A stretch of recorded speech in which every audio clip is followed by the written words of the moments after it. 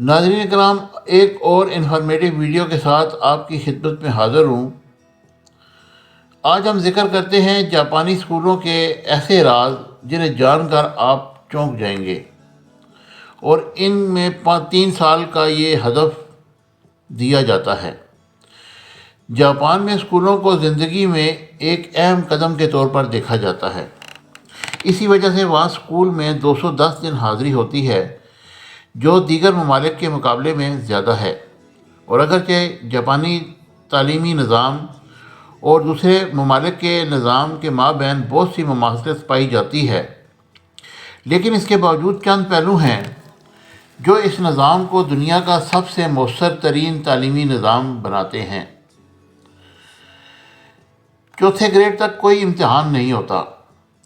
یقیناً یہ سننے میں عجیب لگتا ہے، لیکن یہ حقیقت ہے کہ جاپانی اسکولوں میں بچے کو علم اور معلومات فراہم کرنے سے پہلے آداب اور طور طریقے سکھائے جاتے ہیں، اور پہلے 3 سالوں میں ان کا ہدف یہ ہوتا ہے کہ وہ اپنے بچوں کے کردار کو ترقی دیں اور ان میں اچھے اخلاق قائم کریں، نہ کہ ان کے علم کا فیصلہ کریں۔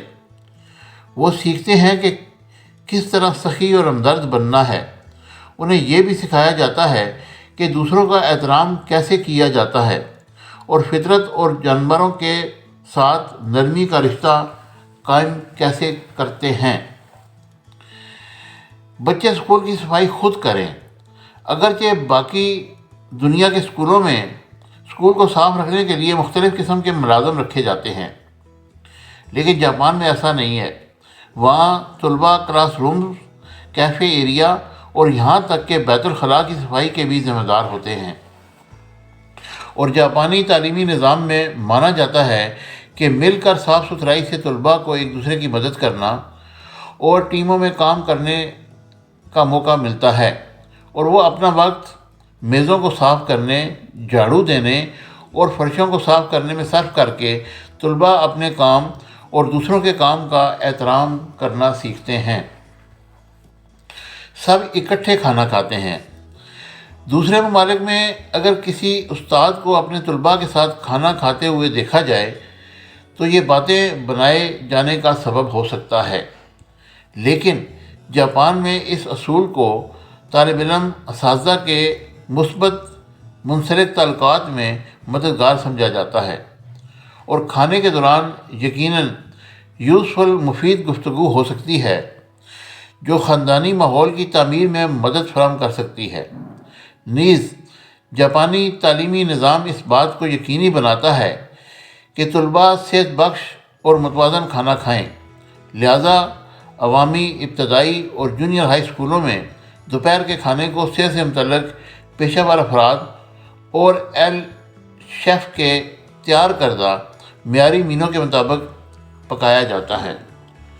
اگر یہ ساری چیزیں دیکھی جائیں تو ہمارا نظام تعلیم انتہائی گھسا پٹا ہے، اور خاص طور پر سرکاری سکولوں میں رٹی رٹائی چیزیں بتائی جاتی ہیں، اور ٹیچر وہ کردار ادا نہیں کرتا جو اسے ادا کرنا چاہیے۔